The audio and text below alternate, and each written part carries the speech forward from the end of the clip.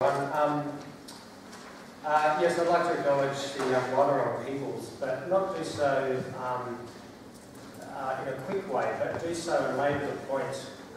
Aboriginal peoples have managed relationships between the land and its people for 60,000 years. That's not just ancient knowledge, that's knowledge that is alive and well today. It means that there was an intricate understanding that the land has only a finite amount of resources, and how you manage that is connected to your economy, which is connected to your social cohesion. In short, if there's not enough to go around, then people fight. And Aboriginal people understood how to manage those relationships well. So this ancient knowledge that I'm talking about is actually current knowledge. This knowledge is what the world needs to survive. The two greatest issues facing Australia are sustainability, environmental, economic, social, and identity. And 60,000 years of history must have something to tell us about those two issues. It's not ancient knowledge, it's current knowledge. How does this apply today? Let's look at when the floodwaters came down from Queensland about 15 years ago and hit the New South Wales central New South Wales town of Nyngan and flooded that town. All the Aboriginal people have never lived in Nyngan. They lived on a community just outside, about 5 kilometres away. And they all giggled about these floodwaters taking over this town because Nyngan, in the local Aboriginal language, means place where all the floodwaters meet. You see, Aboriginal people knew how to manage the land and its resources. That ancient knowledge means that we can avert the sorts of disasters of climate change that we're facing now. Closer to home, looking at the bushfires, Aboriginal people in Victoria have been telling the governments for generations, for decades, to burn off the land, how to manage the land properly. If you don't burn off the land, disaster will strike.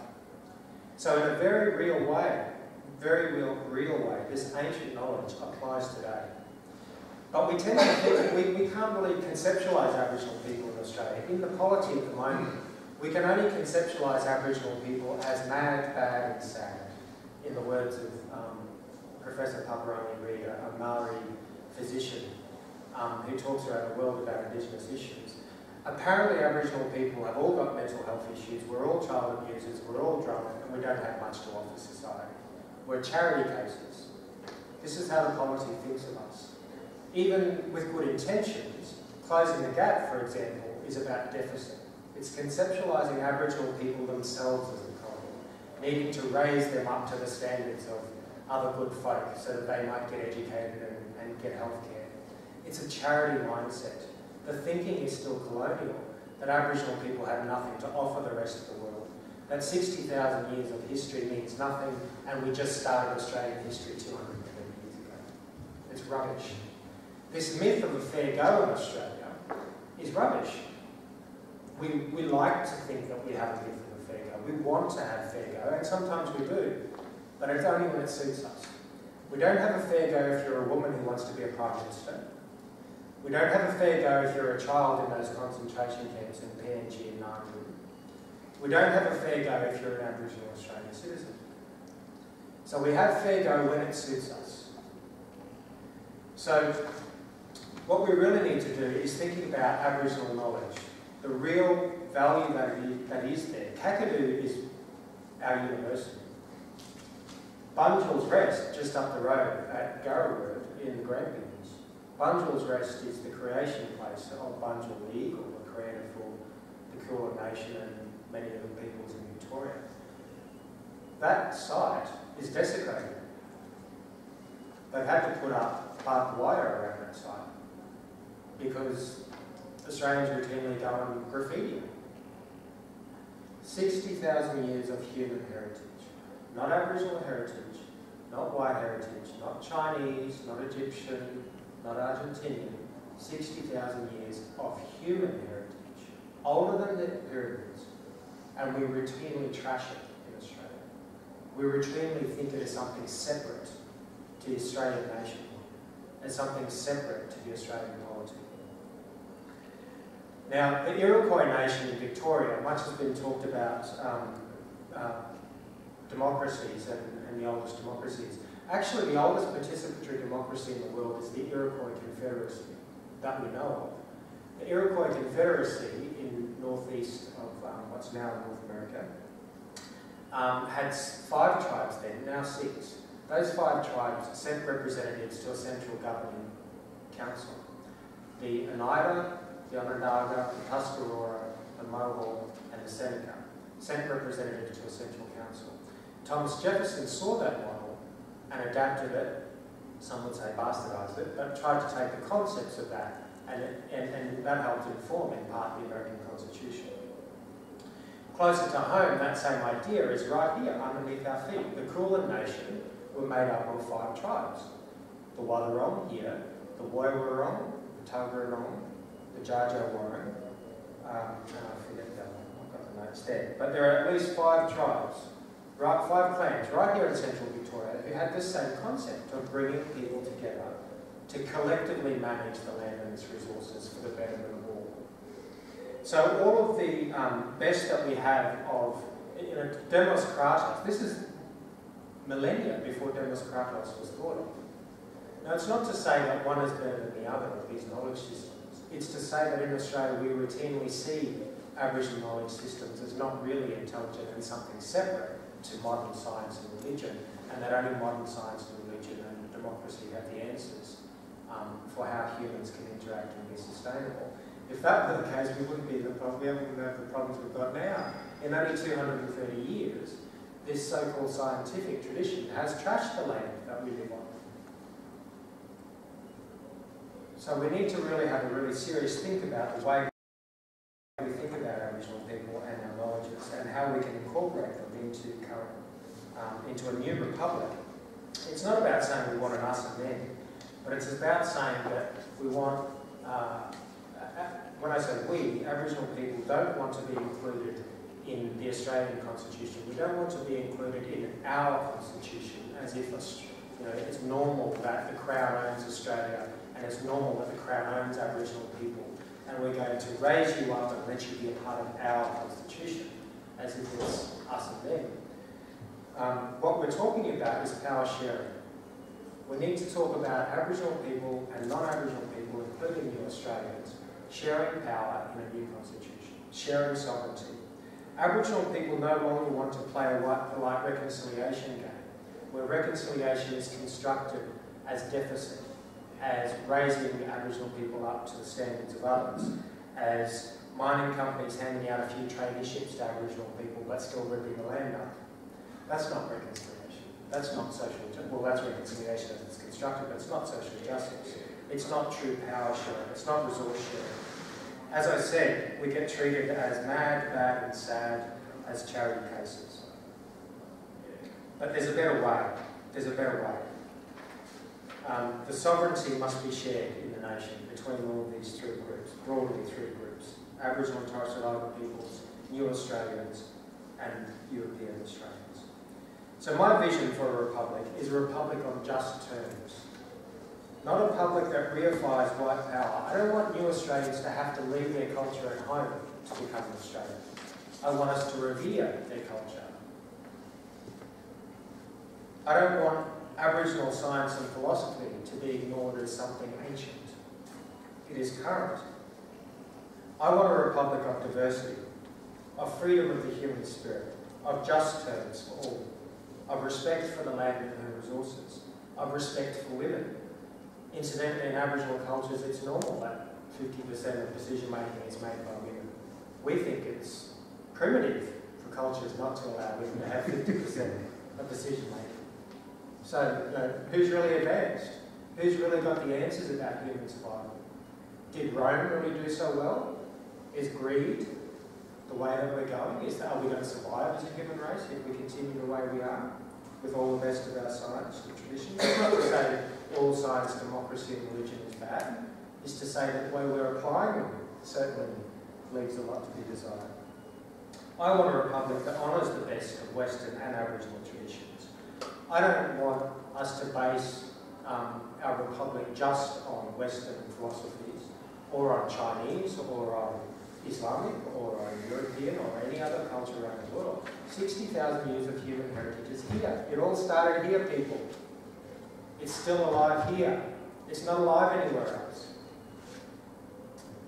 I don't want an Australia to go the way of the Roman Empire.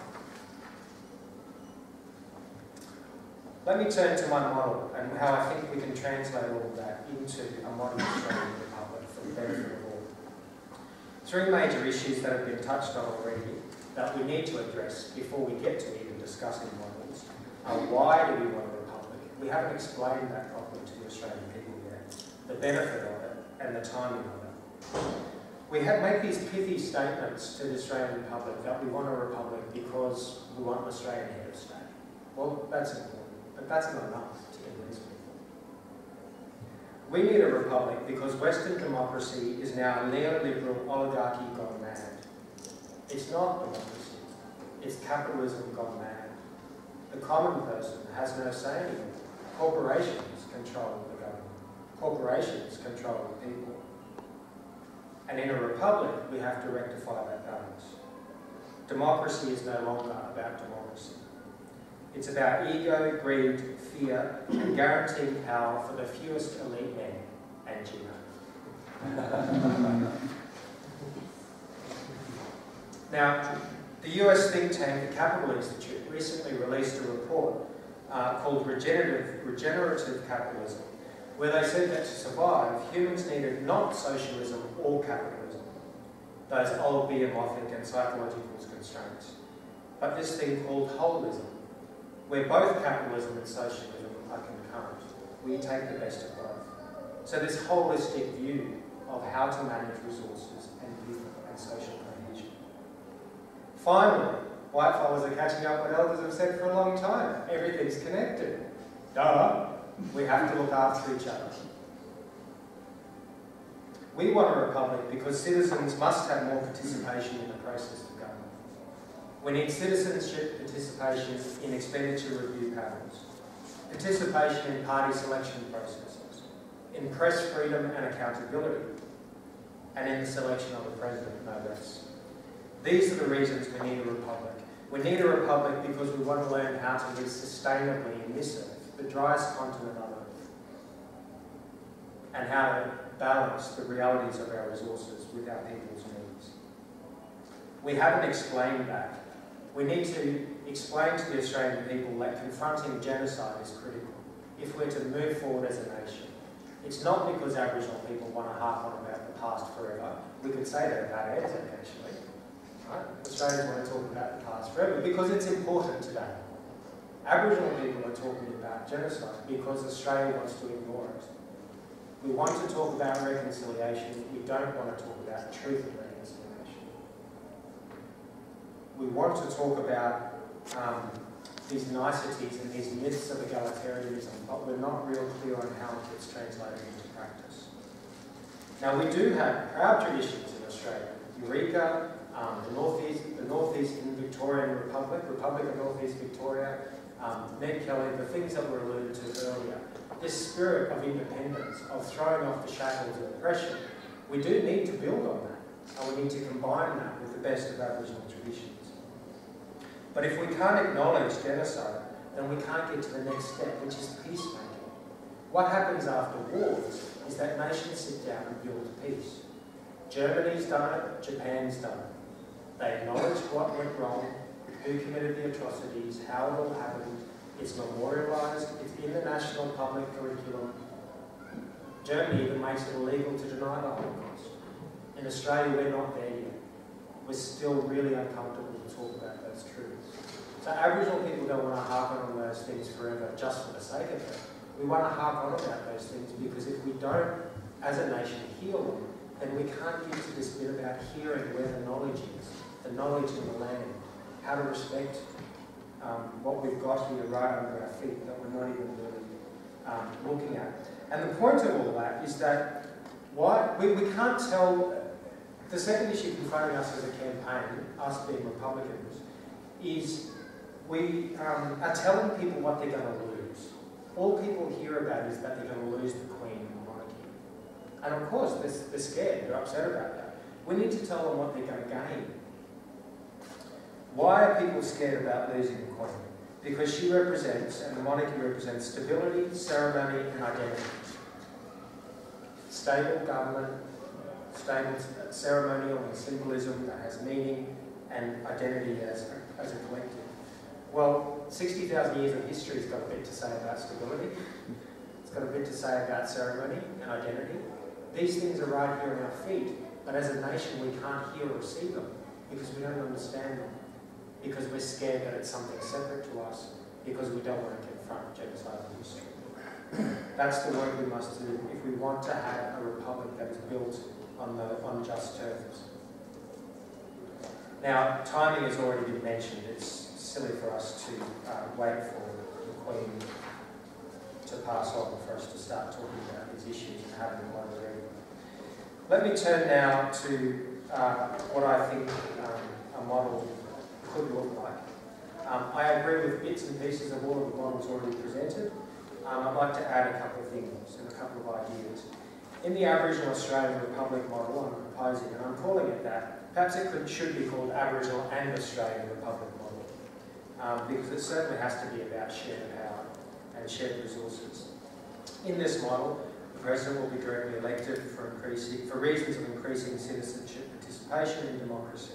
6-year terms with ceremonial powers for reasons of stability.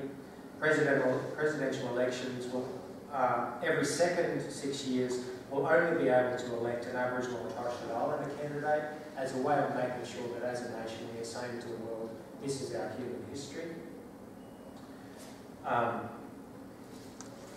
The National Parliament will have an elected Prime Minister as per normal, or as per current. The National Parliament should have 10% of Aboriginal and Torres Strait Islander members, but the onus for that should be on political parties rather than on the Parliament, so that parties must make sure 10% of their elected candidates are Indigenous. This is not just for tokenism or for charity, but because that knowledge is what's going to help us manage the land properly. If we're serious about sustainability, the elders have been saying how to manage the Murray-Darling Basin food bowl for generations, and the authorities continually ignore about how to manage water flow. So the reason for having Aboriginal people in Parliament is because they'll be able to help us figure out all this stuff. Get through the political deadlock. There'll be a constitutionally protected First Peoples Representative Congress where Aboriginal and Torres Strait Islander communities have infrastructure to consider evidence and debate important policy matters. At the moment, Aboriginal policy is done by popularity. It's done by whoever is the latest neoliberal poster boy, and Labor and Liberal governments alike listen to them, with no evidence. There's no evidence-based policy in Indigenous affairs. We've been very, very disappointed. So a National Congress, a Representative Congress that's constitutionally protected would make sure Aboriginal policy is evidence-based. And the reason for making sure that there's a First Peoples Congress is so that we're not colonial and paternalistic anymore, that Aboriginal people have a say in affairs that affect them. There should be a national mining and industry sovereign wealth fund, similar to Norway, where the profits of the land will be directed by the people, for the people, for reasons of fairness. 25% of that sovereign wealth fund should go to an Aboriginal trust fund, so that Aboriginal and Torres Strait Islander languages, cultures and identities can be renewed and sustained, not because of charity, but because it holds the key to our survival, our sustainable survival of all of us. If we don't keep those cultures and languages alive, we're going to go rapidly and faster, all of us. There should be legislation and commissions for sustainability, human rights and citizen participation for all people in Australia. They should be constitutionally guaranteed because they'll ensure our national values of sustainability, a fair go for all, hopefully, and freedom are maintained. And of course a new flag and anthem that represents Aboriginal, European and New Australian heritages and values should be created for the purposes of unity and peace building. Friends, the future is ours. We need to be clear on the values we want Australia to be and how we implement those values. We have to dream of a brighter polity, a bigger polity. The US and the Westminster systems of democracy are getting old as well. One good example of mine, Uncle Joe McGuinness, he was a fighter from the 1920s. with the unions in Darwin. When just before he passed away, he said to me, "This Westminster system's getting a bit primitive." He's having a tongue-in-cheek joke about how current democracy, democratic models are deadlocked. The democratic system doesn't work anymore because the corporations control everything. And it becomes a win-lose game instead of a win-win game. That's not good corporate governance. That's not good management of the relationship between people and its resources and the land. But we can dream bigger. We have to stop sweeping genocide under the carpet. We have to stop living out of the greed that comes because we fear there is not enough to go around. And we have to stop living out of the cynicism and distaste for corporate and media control of the government. It is our time to get things back on track. And by all of us doing the things that we're doing here, we can absolutely do that. We have to make sure that women have 50% of the seats in Parliament. We have to make sure that Indigenous policy is not something separate to foreign policy, or to climate change policy, or to economic policy, but rather that we draw on those 60,000 years of human knowledge, philosophy, brilliance, governance, and strategic peacekeeping to make sure that we survive